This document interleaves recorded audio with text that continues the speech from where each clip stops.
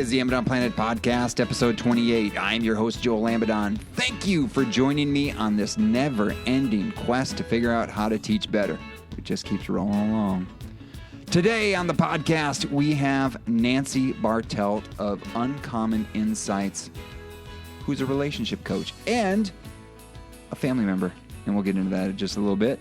But we're together because Nancy is an expert on the Enneagram.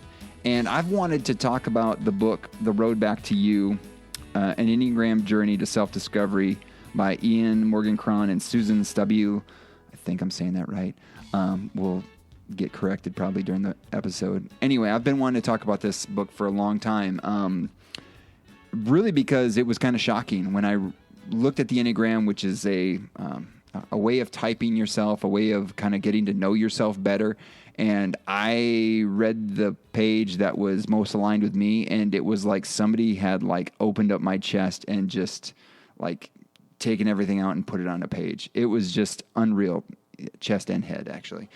And thinking about what that meant for me and my evolution as a teacher, and again, we'll get into that in the episode, and then how this information could be useful for us as teachers, especially now when we're thinking about how important we've kind of seen through this global pandemic, the importance of relationships, the importance of connections, and that it's not just about the job or the day-to-day or the, covering content in classrooms. Really, the relationships matter so much. Like, how can you get somebody to engage with what you're doing if you have not built up the relationship? How can you make what you're doing in the classroom more meaningful? You're going to do that through relationships. And so this is a tool that I think we can use in order to help build up our relationships, and starting with a relationship with ourselves, getting to know ourselves better. And so I'm really excited that we get to talk about the book, The Road Back to You. It's been on the list for a long time, and to talk about it with Nancy, who I've known for a long time as well. So, but before we jump into this conversation with Nancy, just a quick disclaimer. In no way will we be able to communicate the whole value of the book. And even if we did, it would be from our perspective. In other words, if you like what you hear, go get the book for yourself. Links to purchase the book can be found at AmazonPlanet.com/episode 28. Those are the show notes, which you'll find all sorts of stuff, especially some stuff from Nancy, because she's got a lot of stuff going on. Or seek it out wherever you buy high-quality books like this one. If possible, try to support those local booksellers like Square Books here in Oxford, Mississippi. Now, without further delay, here is my conversation with Nancy Bartelt of Uncommon Insights, a relationship coach. Nancy Bartelt, thank you so much for joining me on the Amazon Planet Podcast. How are you? I am well. I'm so excited to be here. This is just such a wonderful thing that you're doing. I love all this great talk about education and doing things better and loving kids. Well, and just a little bit of background. So you have the coaching business, like Uncommon Insight, and we're going to talk about the Enneagram today. We should be full of disclosure. We are related. Okay. You're the cousin to my wife, and we have had many conversations, but I think that there's a lot of growing I have done by seeing you and your husband, Todd, and interacting with you and your family, like learning what does it mean to be a parent and a spouse. And we've spent lots of summers together at Camp Okoboji. And so, I don't know, it's just been kind of like in the background wanting to do this podcast for a long time to talk about the Enneagram. Lots of people are talking about the Enneagram. And so just so glad that you could join me. Thank you. Yeah, it's super wonderful. It's just such an honor to get to chat about it with you. We love you guys, and it's so wonderful to have our summer memories in non-pandemic summers, that is, getting to go to family camp. Yeah, looking forward to getting back there and in the Great Lakes of Iowa. So. That's right. That's right.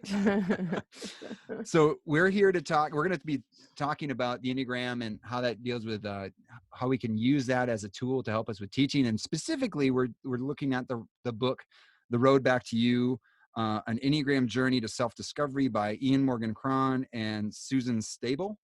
Suzanne Stabile.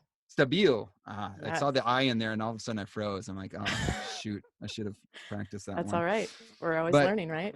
It was a pretty popular book, right? I mean, a lot of... Really popular.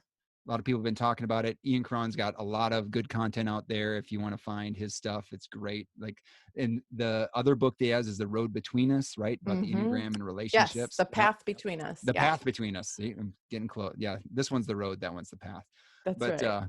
but thinking about how do we use this stuff within our teaching, but probably we should, before we go too far, some people are very familiar with the Enneagram and they're ready to go with their oneness or whatever. They know their type. But maybe could you give a little bit of, well, first background on yourself and maybe a little bit of background on the Enneagram? Okay, absolutely.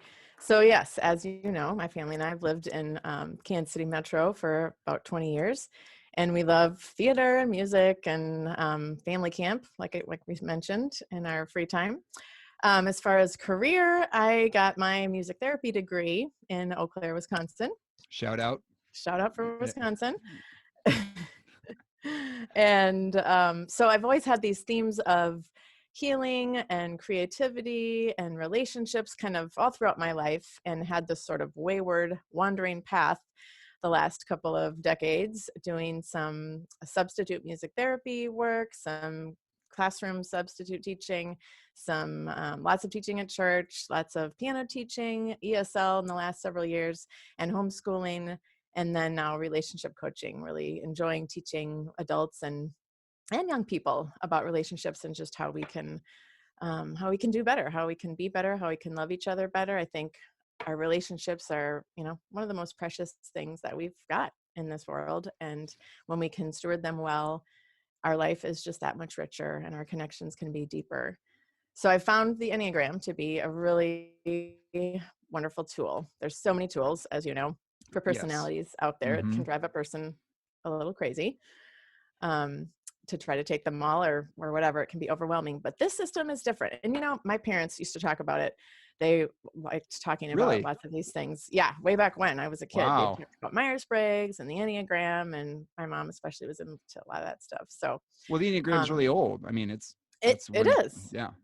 Yeah, it's got tons of really, really, really old roots, and then kind of this global, cross-cultural, like all over the place, crazy um, history. And Ian goes into that, Ian and Suzanne, in their book a little bit. And there's of course tons you can read about it, but yeah, there's an amazing history that you can kind of look into, and but it's really become very popular, especially lately, and I think that's awesome. So so the gist of it is, for anyone who maybe hasn't heard of the Enneagram, is it's an understanding of personality that reveals 9 different ways of seeing the world, 9 different ways of being in the world. And so the symbol that you will see if you Google it is a little strange looking. Some people are put off a little bit by it, but it's all right. It's just geometry and all of that good stuff that brings order to what we know. And so there's 9 different points around the Enneagram. And one of the many things that I love about it is that it gives language to the different ways we see the world. Mm-hmm. We know we're all different, and we have, some similarities with some people, and some people rub us the wrong way, but this gives us sort of a little bit more clarity, a lot more clarity and depth to kind of understand that and get underneath it. So as I've been studying it the last several years, it's really deepened my own understanding of people and transformed my ability to have a little more compassion for them. And I think when we have more compassion for our students or our colleagues or our family members, we can have those deeper connections and give them more grace as needed. So it's all about awareness. And, most of us probably are interested in having awareness, but we've all seen that person in the room that has no awareness of how they've come off. And nobody wants to be that person that is clueless to how they come off. But once in a while, we are all that person. And so Right. that journey of kind of continuing to grow in awareness is really important. Yeah.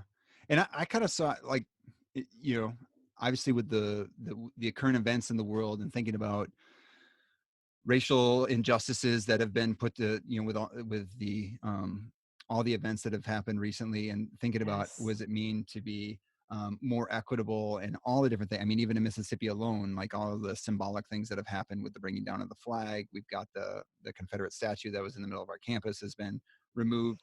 And some Wow. people are thinking Yeah. about what does equity and justice look like? Yes, we need that, but what does that really mean? And teaching tolerance, has these social justice standards. So even to think like, here are many different ways that we can move towards this ideal, like it gives names to them, like, hey, standard 3 is this, and like thinking about equity and justice from this broad perspective and like giving you language to talk about it. It feels like the same sort of thing, like how do I have language to talk about the different ways that people are and act and see the world.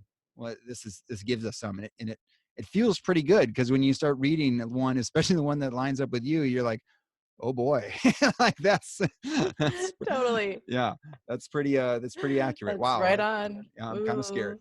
Ooh, can be yeah, totally disturbing sometimes. Yeah. But yeah, I agree with what you're saying and feel that kind of momentum in the air almost. It can be palpable.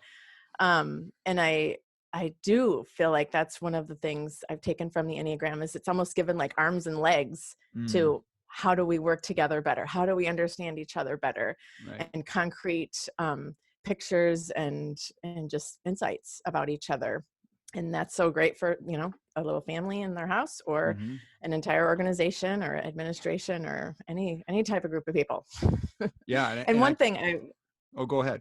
oh no. One of the many things I love about it. So it brings us awareness. It's like a lens to see other people. It's like a mirror because we see ourselves, and it's Yeah. like a map because it gives Hmm. us other things to go. But it's the roundness of the circle, of the shape of it. I mean, to me, kind of brings to mind like imagining all of humanity sitting down at a table together. Obviously, that's impossible, but just in theory, if we could all sit at a table, it would need to be round, not rectangular. The Right. round table Hmm. invites everyone to share their voice, and it's so important for every person to feel that their voice matters, as to what you're saying with all the racial conversations, and so many voices haven't felt like they've mattered, haven't mattered to the Hmm. people in power, and it's so important that we can start listening. Yeah, absolutely. And so the way that the book is broken down, is it's got each of the different types within there, and within each of the types, what do we have? We have like this list of Okay. things where it's like, hey, what it's like to be a 1, or what it's like to be this certain type.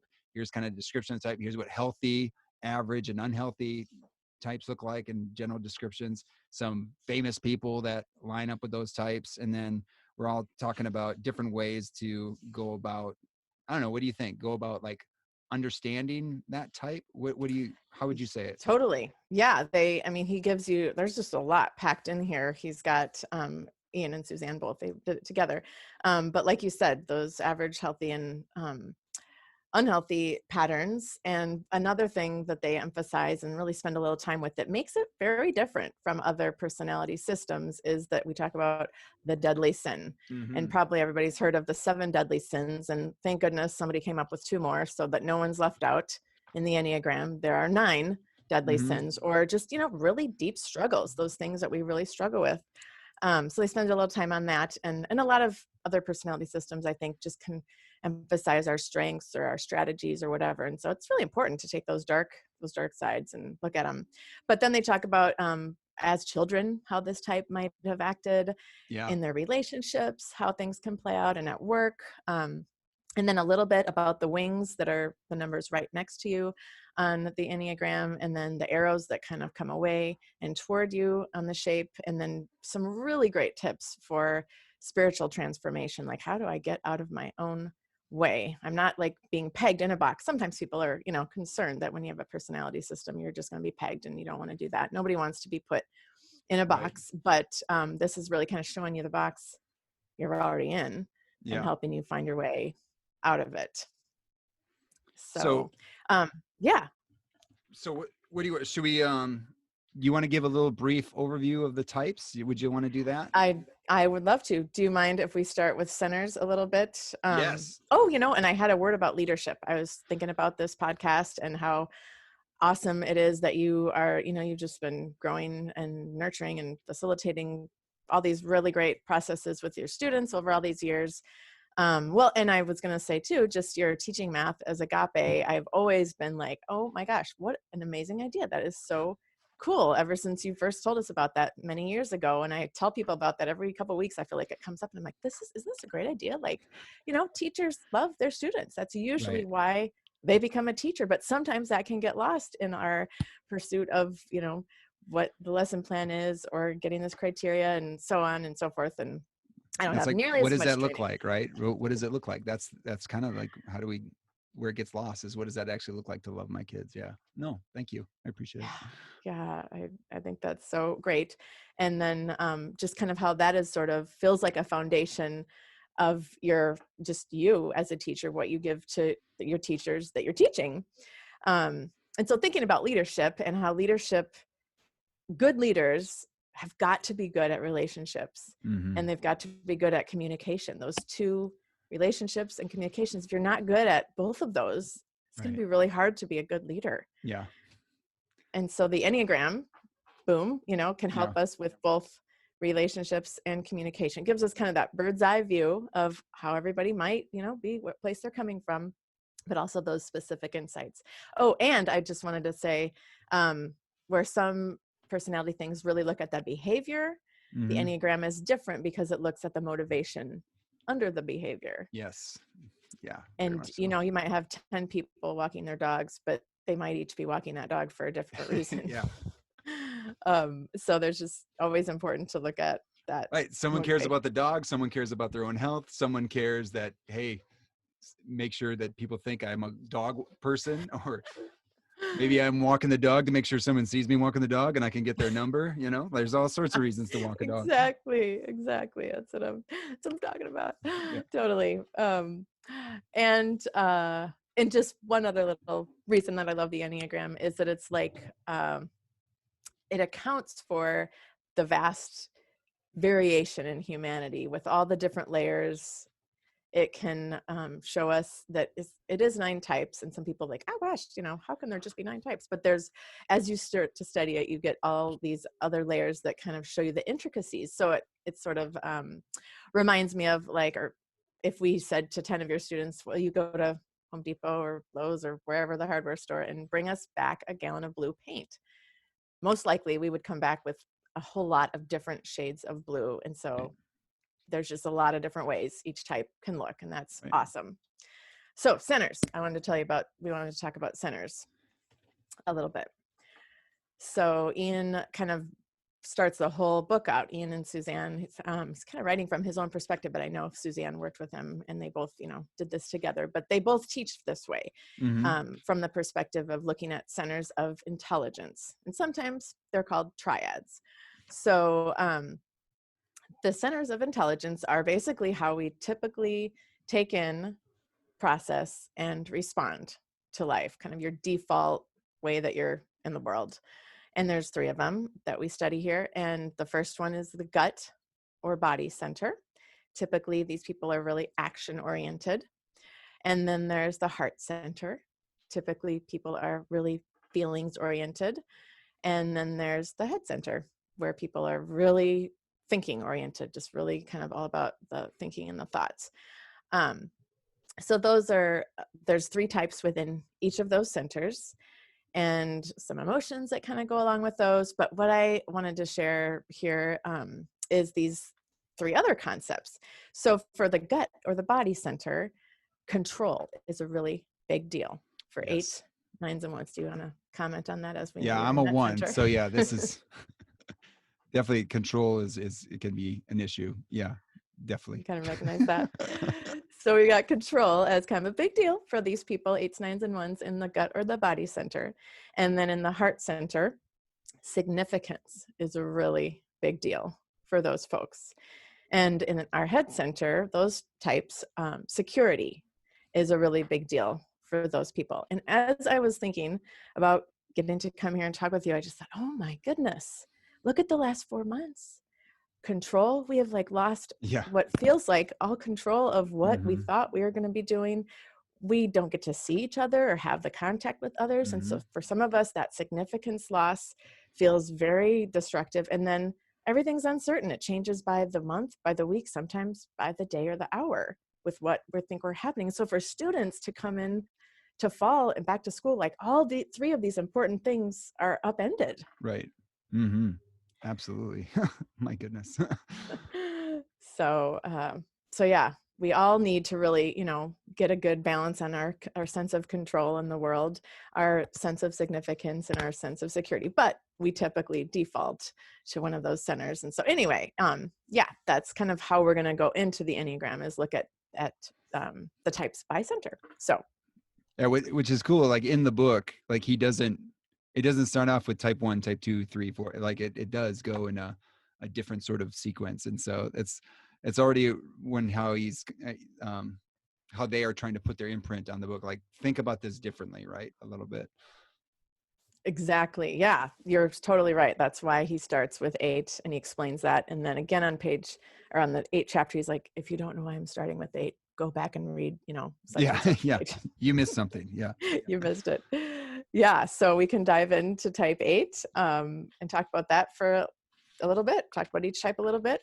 Yeah, we're going to briefly go through each of the types, because I mean, there's lots of content out there that goes through them, but just so we have a common understanding. And like I say in the disclaimer, is like, if you like what you hear and you want to learn more, go get the book, but yeah, I don't think we can have this conversation without briefly going through each of the types. Actually, absolutely. Maybe we could maybe pause on the type that we are too a little bit. So, okay. And just that sounds good. I'll pause every time just to see if you. Yeah. No problem. See if you have anything to add, but yeah, we'll start right off with the 8s. So the type names that I like to use, I have 2 different names. I use a 2-name type. I feel like it's a little bit more descriptive with the training that I got. And so 8s are considered the protective challenger. As we know, they're in the body center, and they are powerful, confident, practical, very decisive. They love to be in charge, love to get the unvarnished truth. They don't like to beat around the bush, and they sure as heck don't want you to. Mm-hmm. They hate feeling powerless or controlled or manipulated, and betrayal is like the worst. They have a very small circle of trust. So their attention tends to focus on like, who's in charge? And is this person up to the task? If they're not, I'll probably be able to take I'll do it. Yeah. on over. Yeah. So, and at their worst, they can be real self-focused and dominating. And that obviously is destructive, as in any type, when we kind of run out of ourselves. And instead of having a personality, our personality has us. So it's important for 8s to have the message, to believe the message. And I mean, it needs to be true, obviously, and just believe it, but that you won't be betrayed as, a student in a classroom. Like, you can trust the teacher, Mm-hmm. you can trust the process of learning, and, the school as an organization. But the gift that we see when 8s really show up in their strength and their health is power and authority. And a couple of famous 8s are Martin Luther King Jr., Muhammad Ali, Serena Williams, and Franklin Delano Roosevelt. Nice. Did you want me to do a quote or not necessarily? You can do it, whatever you want. Okay. So my quotes, I love collecting quotes, and we could talk for a whole hour on, funny quotes and good quotes. Most of my quotes, all my quotes are like, these people are not in a good space. So I'm not making fun of any one type. It's just a little more interesting sometimes to find this quote. Mm-hmm. So for the 8s, our quote, and this comes from the book, many of them do, from General George S. Patton: lead me, follow me, or get out of my way. Yeah, exactly. So there's our type 8. Nice. No, I like the quotes. Those are good. Awesome. Okay. And then we move into our 9s, the peaceful mediator. And I don't know if it's okay that we reveal that we're both married to 9s. Yeah, we keep that secret, but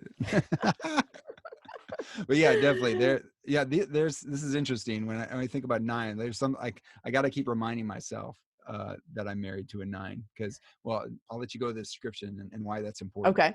We'll come back to that then. Yeah. Okay. So 9s are peaceful mediators. They are in the body center, but they tend to be more asleep to the body center, to the action. They're kind of taking a back seat to that. They're usually so easygoing, diplomatic, friendly, open-minded. They love having peace of mind, inner stability, peace in the room. Mm-hmm. And usually they really like to have time in nature. They hate hate conflict. They hate feeling overlooked or being shut out. And their kind of compelling need is to have that peace, to have that stability. They tend to focus on, well, what does everybody else want? What do you think? Mm-hmm. What do you want? And at their worst, they can kind of descend into complacency or inaction or really, really strong stubbornness or reluctance. And I think I forgot to mention the deep struggle, the kind of the deadly sin for eights is lust for intensity, like for that adrenaline rush. Yeah. And then for nines, it's sloth and just like paralysis. I'm not going to be able to do anything.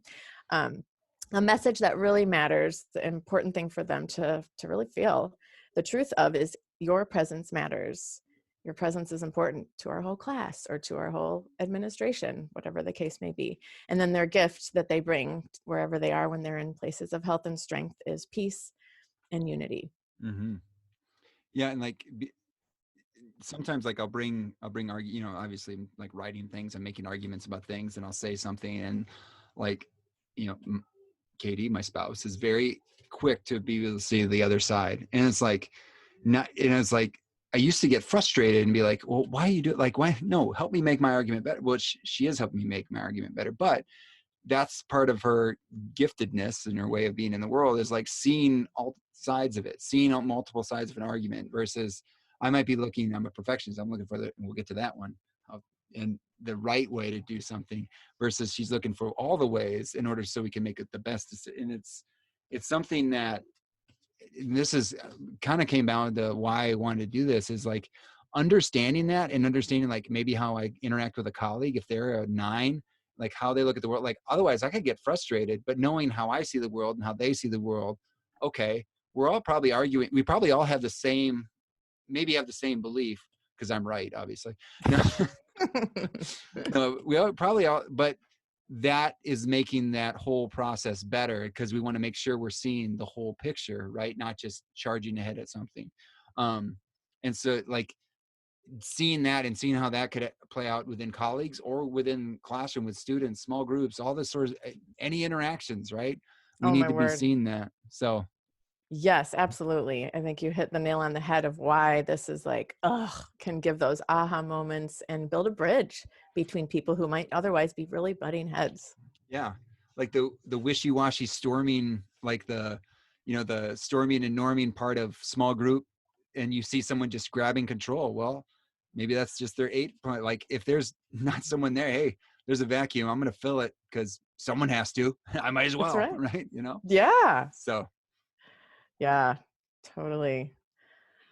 All right. So we're ready to move on to ones. yeah, number 1, the scary All one. righty. Here we Yeah. go. Type 1. Here we go.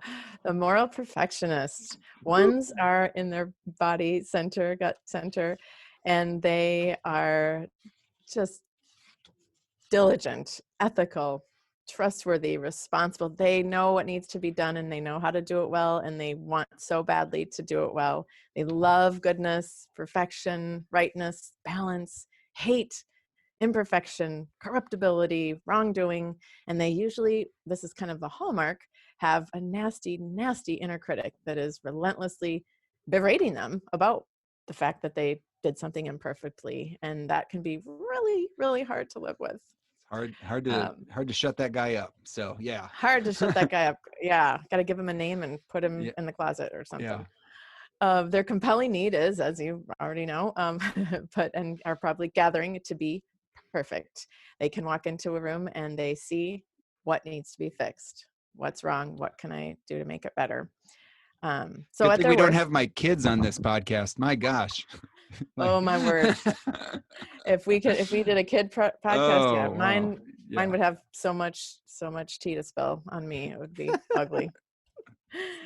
So they can get in their bad space, their hard space, rarely critical and judgmental, have a hard time relaxing. And then their deadly sin is anger that usually turns inward toward themselves and just can kind of explode into resentment in a big way. Yep. Your eyes are so big right now. Oh my goodness. But Man. it's really important for those ones, those students, those teachers, those whoever they are, to know that they are good. You are a good student. You are a good teacher. And your good grades are important, but they don't fully define you. But they bring goodness and rightness to wherever they are. And that's, I mean, and this, and I'm, we're laughing a little bit, but when I Yeah. first saw this book and I read through the list, of what it's like to be a 1, it was like scary when I was reading through it, because it was like, oh my gosh, it's like someone just reached into me and like grabbed the script and just read. I was like, it felt like almost violating. Like, I'm like, oh my gosh, that someone's describing me to. Yeah. And then, but then also, and this really goes to our certain time, like looking at if we have kids like this in, you know, in our classrooms, or even colleagues that are trying to set up their teaching, which, you know, they've got this face-to-face experience that they have perfected, right? They have refined over years and years. All of a sudden you're saying you need to do that same thing, but now you just do it in this online space. And don't worry if it's not perfect. Like, no, oh, everything needs to work. Yeah. All the links need to be great. And like, and just that number Ugh. 16 on that list, it says, I worry a lot. And I'm like, just thinking how important the social, emotional, like the psychological well-being of folks. Not that it's not for everyone, but I'm thinking of the one who's just like, I remember when I was a kid, if this happened when I was a kid and I didn't have like some guidance out of it, I could have been in a very, very unhealthy space. And just recognizing it, and how do we care for our kids? How do we care for our parents? How do we, you know, that are trying to do things like, Ugh. and just even that administrator that's trying to create this plan that's not going to be perfect and put it out there, and it's getting criticized, and they're already criticizing it themselves. Like, how do we care for each other, you know? Sorry, going off a little bit on that Oh, once. yeah, no, I mean, I think that is such a good point. There's been so much upheaval and so much imperfection on so many levels recently that it's just got to be devastating for Mm-hmm. teachers who are ones in lots of ways. Yeah. And I'm sorry, I interrupted you a lot. Did you finish your Oh, description? I have a oh little bit no, more. you did great. Nope, their gift is goodness and rightness. And I'm glad that you brought that up from the list. I am, the list that he has of what it's like to be a one. Those are so many really great things. Mm-hmm. But yeah, no, go ahead. No, I was just going to say, like, I think part of me, like how I became a better teacher, and I think we shared this a little bit before we, in like leading up to this conversation, Yeah. was if I try to lesson plan, I'm going to try and make that lesson plan as beautiful as possible. And I'm going to do all the things, and I'll see the gaps in it, and I'll try to fill them. And it takes me a really, really, really long time to do a lesson plan, versus if, as a sage on the stage, because right, if I'm a sage on the stage, I'm trying to lead everything. It's all about me. I got to have the perfect talk. I got a perfect examples and whatnot. Mm, But we all know, if we're good teachers, we know that, you know what, the better way is to be the guide on the side and to help mm, the students do the leading within the class, and to be guiding them towards that, to make them better by in a facilitating role. That has been, it's not, I'm trying to make myself and my lesson perfect. I'm trying to help my students get better and their teachers, right? So the best way for me to help my teachers teach is to let them teach and then help them and coach them to get better. And they come up with, and it's the most beautiful thing, because like I'll come up with some creative things, but they come up with much more creative things. And sometimes there's complete disasters, but they were just so ambitious, and it's like, awesome, that's a great idea. If you would do this, this, and this, that could make it so much better. And it's like, it just makes, one, it's exciting. You don't know what's going to happen. So yes, sometimes there's some disasters that happen, but like, it's all about helping them get better. And that has been unbelievably best for my teaching, and trying to see like, what are the ideas that they come up with? I don't have to have all the examples, because they're going to come up with some examples. And like, me embracing my oneness and thinking about how does that best fit in the classroom has been just a life changer for me. And like, now that's like, how do I don't have to make my teaching, my research the best. It's about, yeah. how do I be a facilitator? And that other stuff will happen. It's just, how do I use that into investing in others, right? Because if I try to invest in my own perfectionist, I'm going to criticize, I'm going to worry, I'm going to do all this stuff, versus, yeah, I worry about my students, but I want to help them get better. And it's like, I think maybe a healthier way to go about it. Oh I don't know. my gosh. Yeah. Wow. I loved that. That is just incredible. And I'm going to have to take a little note here. So the sage on the stage, I love it, versus the guide on the side. Mm-hmm. I love that. Wow. That is so powerful.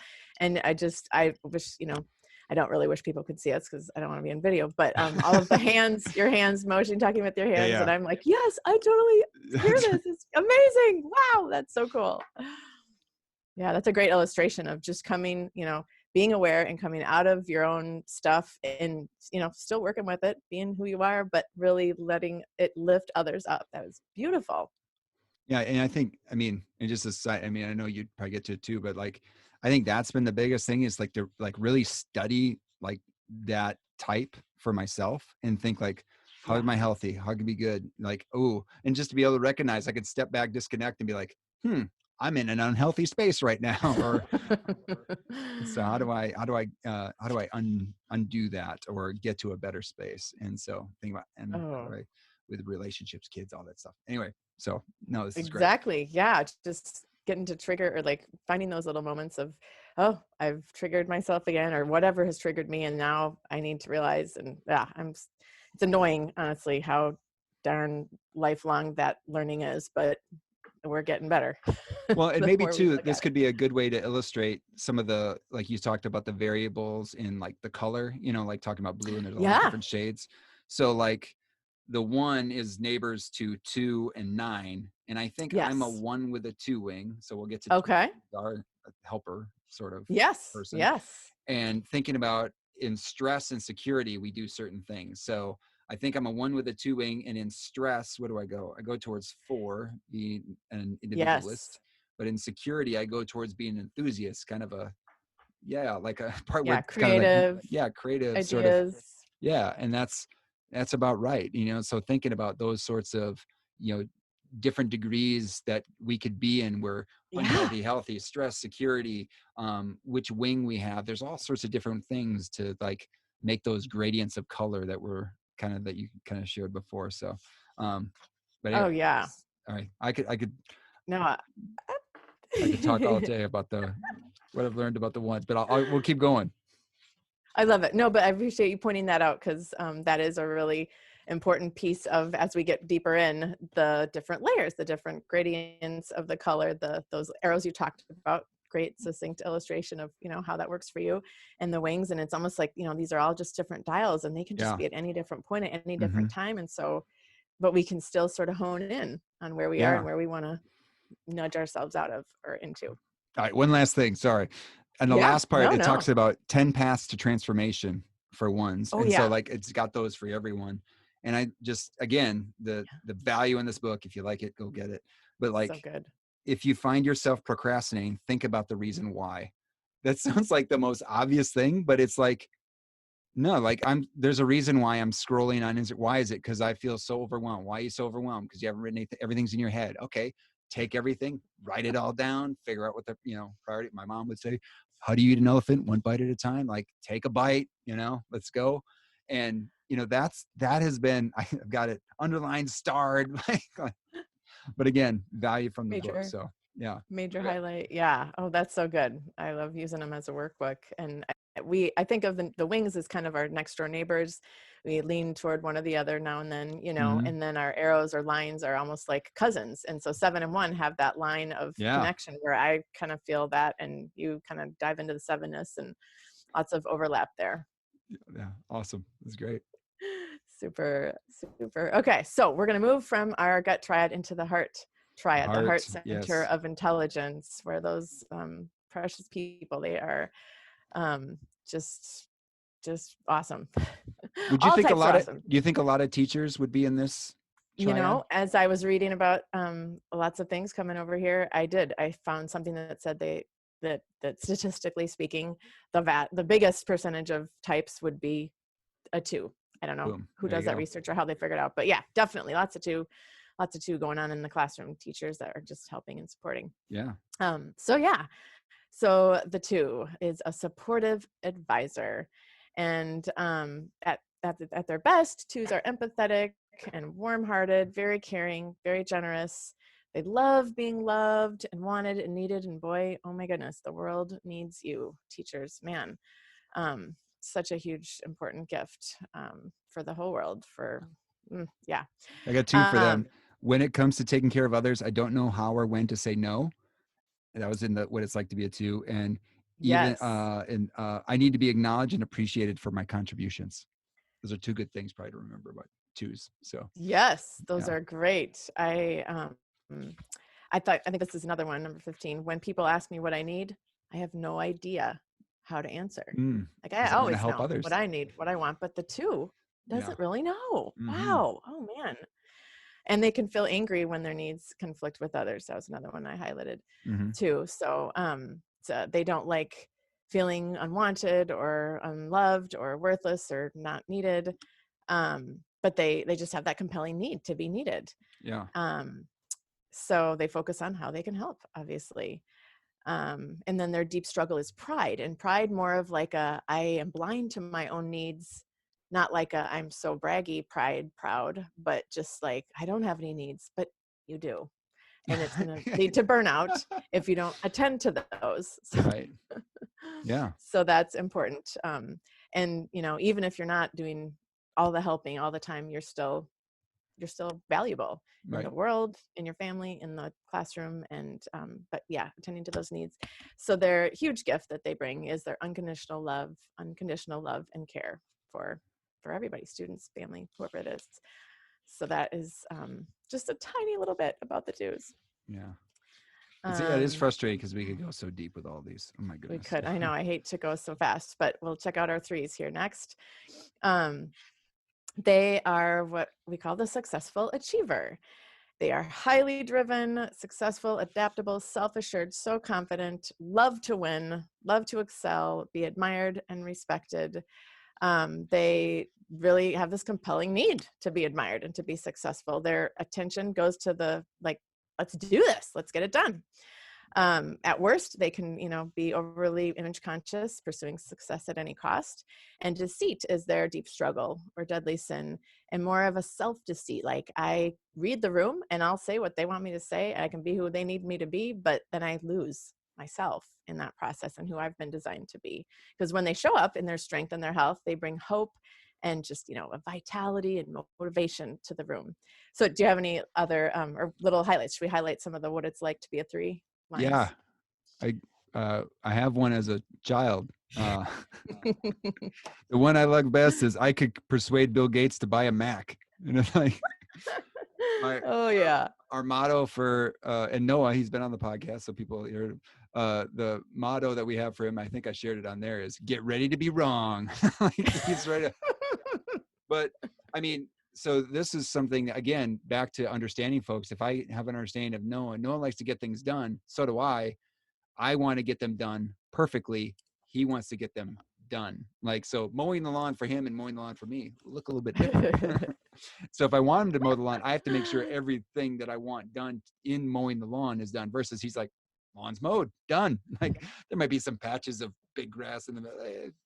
Some corners cut, perhaps. That's right. Maybe, but not saying, but again, still very, very driven, very wants to do things. But just again, why it's been helpful for me to understand where his motivations are, seeing where mine are, and like how we need to talk to each other. So so good. Yeah. I like other people to know about my accomplishments. And I'd rather lead than follow any day. Those were a couple more that I have we passed yours? Are we to yours yet? No, I'm last. Okay. All right. So save the best. All right. Oh, well, we'll see about that, but thank you. Number 4, type 4, romantic. Ooh, real quick. Taylor's. Yeah. Taylor Swift and Tom Cruise. Oh, yeah. Yes, I'm so sorry. I keep forgetting the famous people. Yeah, there's so much to go, but yeah, that kind of makes sense when you think of Taylor Swift and Tom Cruise. I think. Yeah, if you get the book, hopefully people get the book and they'll have fun looking at all the famous people and all the good quotes. I hadn't even done my quotes yet. Should we just let the quotes go? We can let them go. Yeah, all right, we better let them go. We're rolling. We're rolling. Type 4, the romantic individualist. These folks are very creative, honest, inspiring, emotionally aware. They love authenticity and beauty and being understood. That's a huge compelling need for them.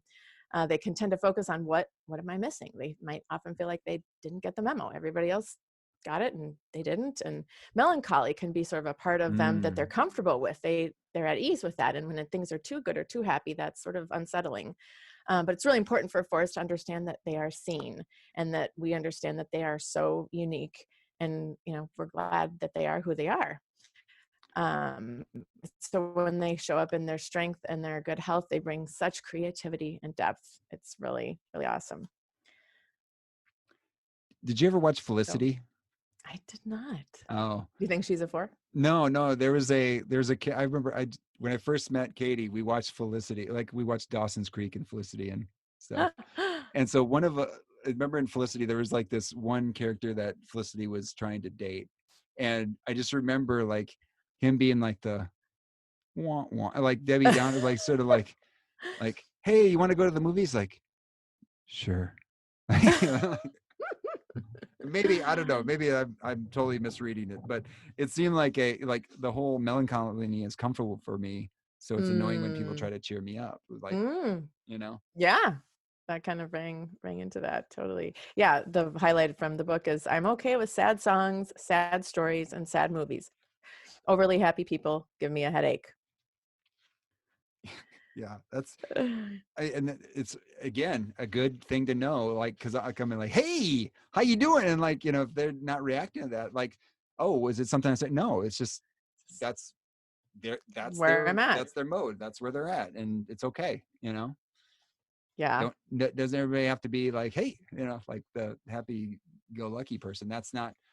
They could still be good. They'll still be fine. That's right. It just might not be what you want to see. So again, appreciating how other people are in the world. It's so interesting. We aren't going to talk about stances exactly here. They're not in the book because that's sort of another layer, but several of our types, 3 types, are in an assertive stance. And mine is, and I think you kind of lean that way too, but where you're like, yeah, hi, we're excited. Mm-hmm. And I can easily feel like, well, that's how everybody should be, but everybody isn't that way. And it doesn't mean that they didn't like me or that they don't, have their own kind of enthusiasm. And so, yeah. Well, something that stood out to me with this, and I just, if I had a colleague that was this type, right? And there's a number 17 on the list. It says, I'm either an artist or highly creative. I come up with one amazing creative idea after another. It's executing them that's hard. And I remember being in like faculty meetings where someone comes up with an idea, and basically the policy is if you come up with an idea, but you're not willing to execute on it, don't bring it up. Wow. Ooh. Think about how much we're robbed of those experiences, or not even, or at least having a space where, hey, let's just brainstorm, throw out some ideas. Like maybe someone wants to own your idea. If someone wants to own your idea, like, and now we're opened up versus like, I can't execute on it, but this I think is a good idea. It would probably help a lot of people, but I'm going to hold it down. And so again, thinking about how do we position with our faculty or with students like who have good ideas. Like I have a good idea for how to solve let's go to math, a math problem, but don't have any idea how to execute it. Well, that offering might spark the person that's that can execute it, and now they've both made each other better versus don't say anything, and we're worse off for it. We're smarter together. We're smarter together. Oh man, that's a great illustration with math, of course. I love that. Yeah. And for my type 7, idea is like our currency. So for someone to be not interested in brainstorming would be painful physically for me, probably. Oh man. Okay. So we have our 2s, 3s, and 4s in the heart center. And now we are heading into the head center where thinking is a very big focus with our types 5, 6, and 7. So type 5, the investigative thinker. At their best, they are very perceptive, observant, innovative, pioneering. They love being capable, having knowledge and mastery. They have that compelling need to master, to understand. They hate expectations or ignorance or being depleted. Some people will say Bill Gates is a 5 and Stephen Hawking, and their focus of attention is like, well, what makes sense? Let's study it and think about it till it makes sense. At their worst, they can be their deadly sin is avarice, which is, it was a new word for me, kind of a greed that is not materialistic, but more of like energy and time. They have the least energy on the Enneagram. And so they really need to conserve. And by the end of their day, they might be totally withdrawing from the people around them, which could be taken as like, oh, I don't want to connect. I don't want to, like you. But it's really just like a self-preservation. Like I have got to literally get through the rest of the day and I don't have enough energy. Yeah. But they really need to know that their needs are not a problem for other people. They want to be so self-sufficient so badly. They don't want to put anything on anybody else ever. But with all that studying and mastery, they bring such amazing truth and wisdom to the table with their gifts when they're in a healthy, strong place. So probably don't get too excited when the teacher says, "Hey, it's time to work in groups." Yeah. Oh my word, gosh, yeah, that's got to be one of the worst. Well, and you think like, and this goes into it where, there's been a big push for working in groups, and that is great, but also Yeah, to have that sure. balance, right? Yes, we need to work in groups. We are better together. And that person, that investigator does have something to offer a group, but then also knowing they need that other side as well. Just like, I mean, we all do, but like them probably more than any. So thinking about that and not saying we're just going to max this out to the extreme of, working together. It can be good for, I mean, it's definitely, that's a need of theirs is like, if you did that all the time, like they'd be like the energy drain is just going to go big time. That would be rough for the 5 for sure. Yeah. So then we okay to move into the 6. Yeah, sure. Type 6, the loyal guardian. They are people who are very faithful, work super hard. They love to problem solve. They're great troubleshooters because they are very good at the worst case scenario. This is the kid that's like, yes, but what if, but what if, but what if? They love to have that security and guidance and feel supported. They don't want to be blamed or targeted. And they, instead of the one with the inner critic, the 6s tend to have an inner critic committee. And so there's a whole bunch of voices that are like, oh, well, what about that? Nope, you didn't, and it's just can descend from there. And they have a lot of anxiety. Their deep struggle is fear. And they need to know that they are safe. And oh my goodness, for crying out loud, this is going to be challenged this fall for helping all of our kids and teachers and everybody to feel safe and secure, man. But when they show up in their strength and their good health, they have so much faithfulness and courage, kind of stepping through that fear into what they need to do. So yeah, any highlights jump out at you from what it's like to be a 6? I mean, I was just thinking of the famous 6s was Ellen DeGeneres, Jon Stewart, and Frodo Baggins, which is shout out to the nerds out there. Funny. It's great. Yeah. Love it. Love Frodo. Totally. But I mean, I often don't trust people who are in authority, right? Like that kind of like thinking about, the maybe leadership vacuums that exist, and especially in these sorts of where, hey, we don't know what the plan is. We don't like that can be tough, and always imagining and planning for the worst. Like it seems like you would need to have somebody like a 6 in like your plans right now, and like, hey, they're probably thinking of things you haven't thought of, but if you probably let them, it probably wouldn't be good to let them just sit in that, right? They need to have the other side absolutely too, right?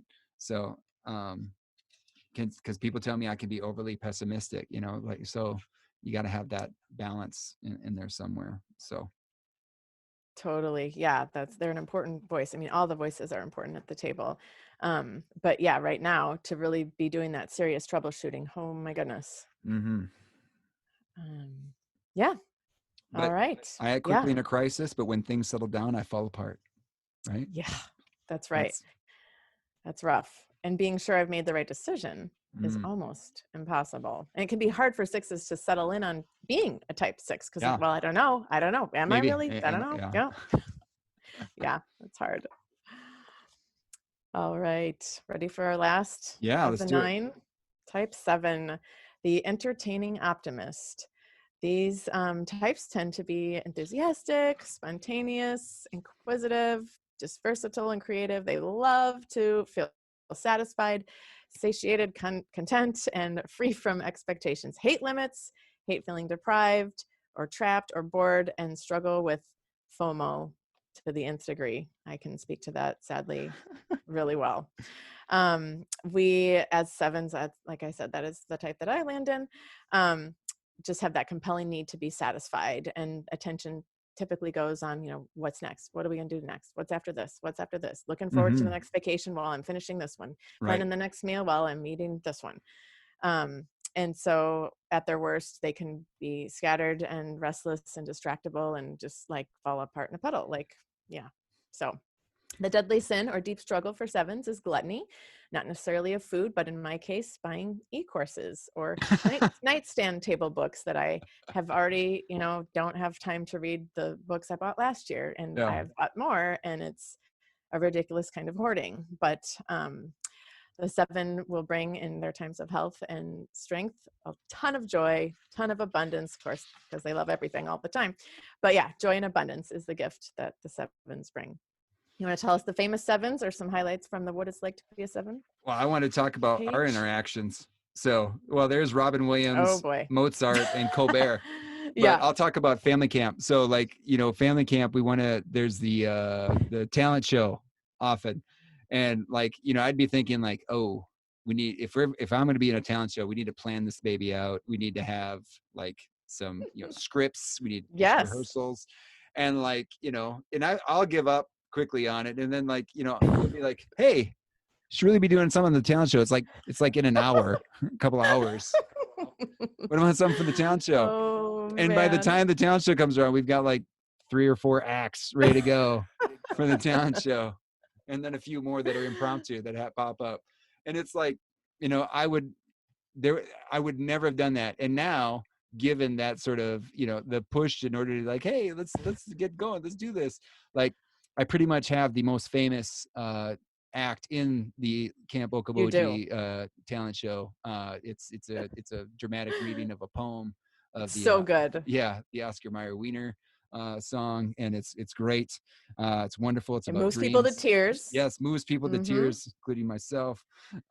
But I was thinking about that yesterday. I was like, I'm going to tell my camp friends, Joel, the Oscar Mayer Wiener guy. He has a podcast, and you should listen to it. Yeah. Yeah. The people come up are you going to do the poem? You do the poem? But that doesn't happen without a seven, right? Encouraging sort of thing, thinking what sort of, and you kind of see that with your family. Your family has those characteristics of hey, let's do this. Let's jump into this thing. Let's have an adventure. And it's pretty exciting to interact with sevens, right? And when I'm healthy, right, or when I'm in security, I flow towards seven. So maybe that's why we get along so well, Nancy. I love it. That is so funny. But I see what you're saying, and we have our lines and our arrows, and it's good to tap into the high side, the healthy side of both of those. We have access to both of those, even though we can default to the negative. And I will say, every year I'm just oh, it's Wednesday. You're giving me a lot of credit for doing it on Thursday, although I don't disagree that we probably have put it together on the day of. But on Wednesday, I'm always we really got to get on that. I really just know that'll be so fun if we do it. And so when I tap into my one line, I put a little reminder in my phone for next year on camp Tuesday or maybe even Monday. We could start talking about it so that it doesn't get to be Thursday and I make my kids crazy by starting a little act. Oh my gosh. That's so good. So good. That is, I think it would be super interesting, wouldn't it, to have a podcast or a book or something like the Enneagram at a family reunion. Oh my gosh. Yeah. It's little, you remember pop-up videos? Having a video. You remember pop-up videos from VH1, give all the information within a music video? It would pop up and they'd be this restaurant was featured in the movie. Blah, blah, blah. Yeah. Things like that. Having a video of the reunion, pop up. This is a 1 about to interact with a 8. The anger triad is going to rock. Yeah. Oh my goodness. Yeah. That's great. Yeah. You can go on Instagram, I suppose, and find all kinds of amazing, cool posts about, the caricatures of it. Yeah. But kind of looking at all the types, it's so important to not feel like you're stuck in your type or that you're pegged or whatever, but just that we all should be growing toward all of these characteristics. They are all gifts that we can be aware of and working together, but also just not being limited by just right where we are. Yeah. I mean, I guess for me, it's when I know I'm in a bad place, this becomes a resource where I can think why am I here? What do I need to do to get out? What are the things that motivate me? And it's because it's fairly accurate in its description, it really does help. And I'm I'm someone that, it took me a long time to finally, seek out counseling. And when it finally came there, and like for some, things that happened in my life, and like this thing, and guidance from professionals, it was like, wow, this really, I mean, it really helps to like dig into who you are, and how you're made up. And then also, not only that, then you have a better appreciation, not only for yourself, but also for others, and how you interact with them and how they interact with you. And I think the classroom is made up of a bunch of variables that are interacting with each other, not to call it a student variable, but like how beautiful all Yeah. those different things are that Yeah. come together. It's not just a row and column of empty faces looking at you as a teacher, but Ugh, it's all these interactions, and those beautiful interactions is where learning can occur, and to yes. be appreciative of those. And I think that's what this can open you up to. Not that we want to be typing children and like saying, well, you're Right. that. And I think that I did highlight a quote somewhere that Cron had, and I'll find it in a second. But I mean, it was basically like like not a warning, but he basically said Mm, the Enneagram should only be used to build others up and help them advance on their journey toward wholeness and yes. God, period. And it's like, Yeah. yes, it's not just to shame someone like, oh, there's your enthusiast, there's your number 7, Right. Nancy. Yeah. But like to build folks up, what we'll say in teaching, we'll talk about an asset-based perspective of a child, and what do they offer to Mm. the classroom, or an asset-based perspective of our colleagues and peers. And so having that sort of perspective. So, Oh, for sure. I'm so glad you said that. I have to quick dive in to say there are two ground rules that I always like to share, and I forgot to share ooh, those awesome. at the Very good. beginning, but are, well, maybe I did share the not typing others rule, that you shouldn't try to type other people. Only Mm-hmm. you can decide what your motivation is. We don't know what other people's motivations are. We really need to let them, as tempting as it is to learn about these types, to go, oh my goodness, that is so my mom or whoever. Mm-hmm. Yeah, yeah. And then to not use it as a sword or a shield, as like, well, I'm a 7, so I can't be counted Yeah. upon, or whatever, or just going after somebody because it's their type. Like, yeah, it's all about building up. Yeah, like if I was to be overly critical of someone and say, well, that's just my one, you got to deal with it, like there's my sword, like, Oh, yeah, that's yeah. no, that's not. We want to be aware of it, so we know how to. In going into my research side, like being aware of who I am and my positionality in the world, that's like something we do initially before we look at our data, before we look at something. So we know this is who I am, and this is where I am in the world. This is the way I view the world. Now I'm going to go do this thing. Same thing in the classroom is like, this is who I am. This is how I'm made up. This is things I know about myself. Now I'm going to go have these interactions. And Yes. so thinking about that, and like using this lens to use it. And I think that's part of the power of the book. Yeah, there's so much in there, isn't it? And I was going to say two more quick things when you were mentioning just about some of your journey a few minutes ago. One of your other podcasts that I was listening to, you talked about mindset. And I feel like this is another great mindset tool to keep our mindset toward growth, like what you've been saying Yeah. all this time. So yeah, that mindset piece. And then I think just, yeah, what you had asked, is there something critical? You might say that a critic, what is the A phrase? I critique, can't. a critique of the Thank book. you. Yeah. The only critique is like, don't stop learning, keep diving Right. in. It can be hard to find your type, or even, you might just read your type and be like, oh, okay, whatever, check that off. But it can help us so much more. Like you said, oh, it was reflection. That was the piece that you were talking about also in one of your other podcasts, and how important that growth mindset, but also taking that time to reflect. Those things can help us, those practices help us move forward into the growth that we want. Nice.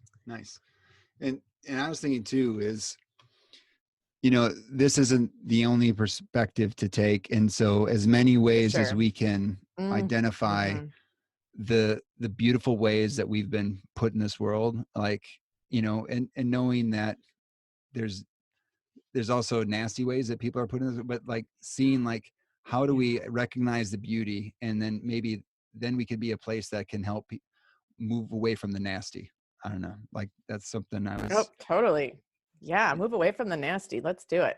I mean, and I'd say Yeah. that from my own perspective. Like I know Yeah. that at times, like, I'll go through the house, and I get from the driveway through the house to the, bathroom, dump out my pockets. And I'm like, holy cow, I just had 5 different critiques of what was happening in the house.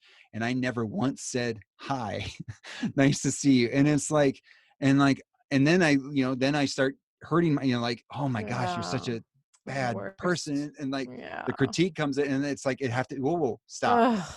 go back, just do it again.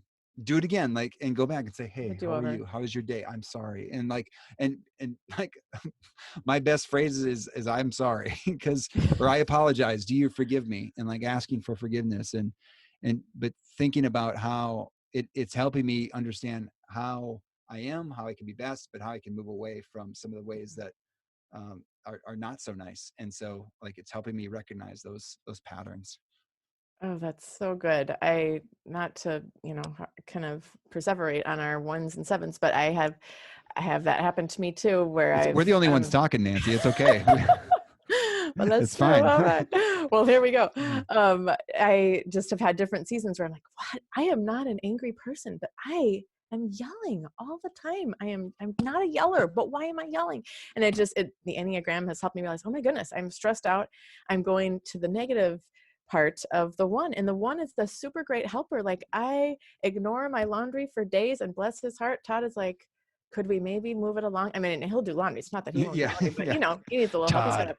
He's Todd. got I'm like, okay, the oneness can help me to get that dang laundry moved over without having 48 hours pass. But the anger is a messenger back to that, to realize, okay, whoa, yeah, I need to stop and reflect. And then we didn't really talk about this because, of course, we only have this amount of time. But that anger is a big piece for the body triad, and then the heart triad, the heart center, struggles with shame.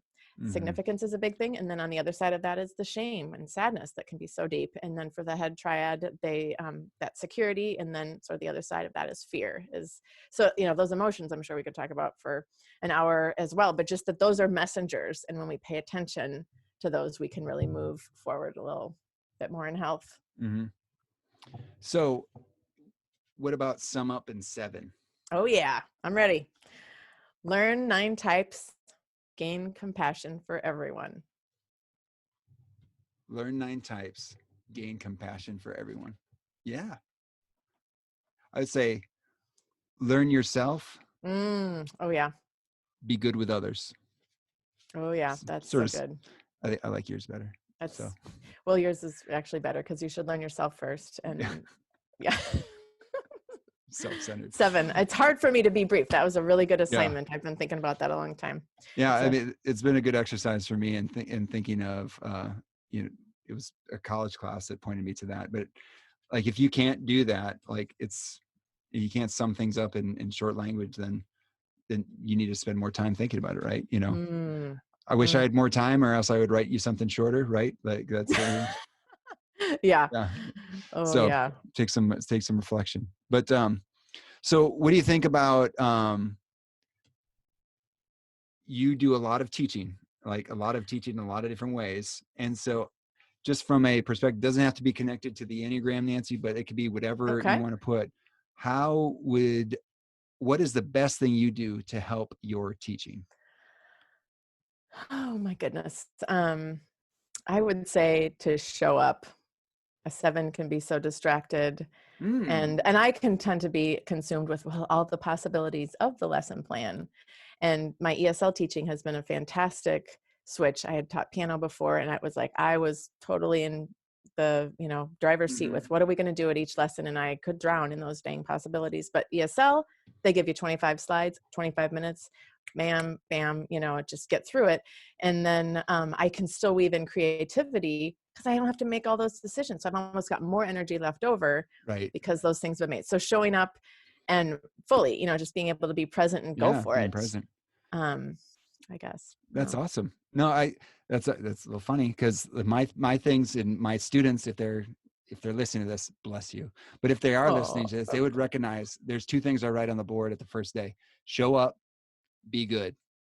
So show up and be present, like just be in the class, whatever that is. If it's on a Zoom, if it's, now it's on the Zoom, or if it's in the physical space, be here. Like there's so much about just showing up, but then it's about being good. And so what does it mean to be good? It's about managing your device. I mean, that's a big thing because we're asking them to be on a computer, asking them to be on things, but like, Yeah. do you know how to silence your text messages? Do you know how to do certain things? And to a certain Yeah. point, like I've got kids and that get injured, so I keep my phone on, but I know how to Yeah. manage my device. I know how to silence certain things, or I know how to turn off notifications or whatnot, or knowing how to, what does it mean to listen to somebody and to hear them and to not like people can't see us because we're not on video, but we're nodding to each other. We're gesturing, we're looking at each other, we're not, often looking around and whatever. Right. So like showing up and being good, that's just, I love the being present. I mean, I know you're going to be good, but like for me, when I'm teaching my teachers, I know like sometimes they think like, oh, it's not my time to be in front of class, but there's still ways I could be good. It's like searching for ways to be good, and knowing, and now this book can help us think there's a bunch of different ways we can be good, right? So many ways. Yeah.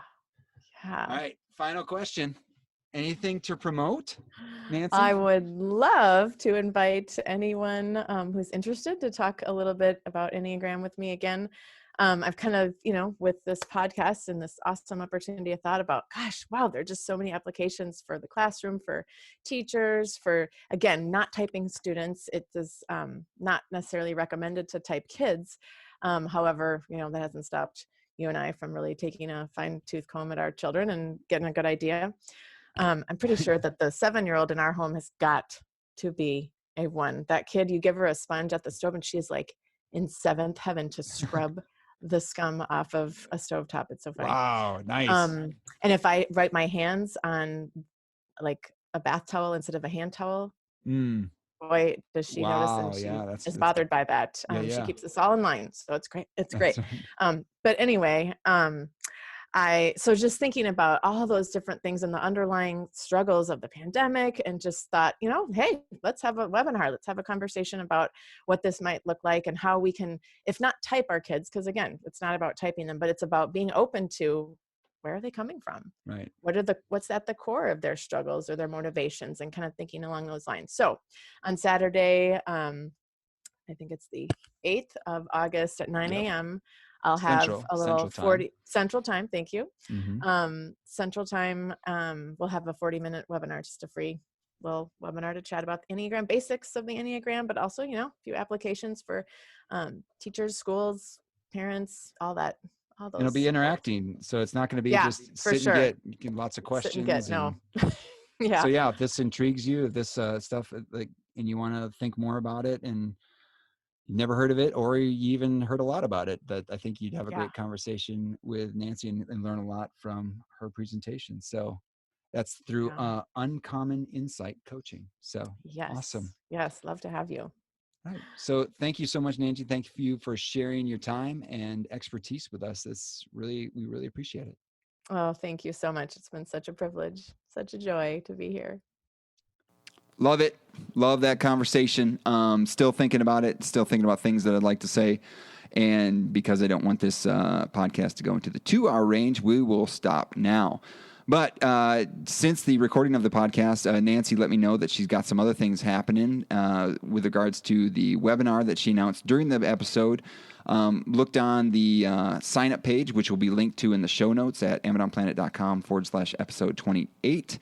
And the webinar is actually, there's 2 options for the webinar. One is Friday, August 7th at 1 p.m. Central, and one is Saturday, August 8th at 9 a.m. Central. So 2 different options for you if you want to engage in that webinar experience. But really, it's about the Enneagram in the classroom and thinking about it. I could see that being valuable not only for the teacher, but for parents and for anyone that's really dealing with thinking about how do we best set up classrooms for success and building those relationships from the get-go.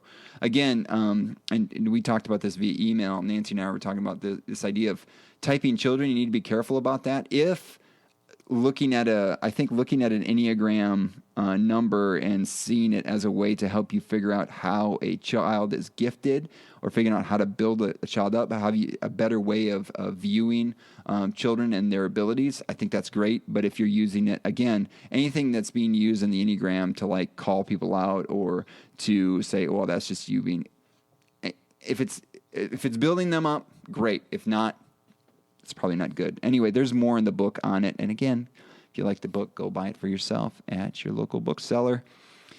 That is all I have for this episode of the Amazon Planet podcast. Show notes for the podcast can be found at amazonplanet.com/episode 28. Again, lots of great stuff from Nancy there, from Uncommon Insights Coaching. All the links will be there, links for the webinar. There's going to be a freebie that there's a link to where she's put together this PDF, a great little PDF for teachers about the Enneagram in the classroom. And if you want, go to the show notes. You can claim that for yourself.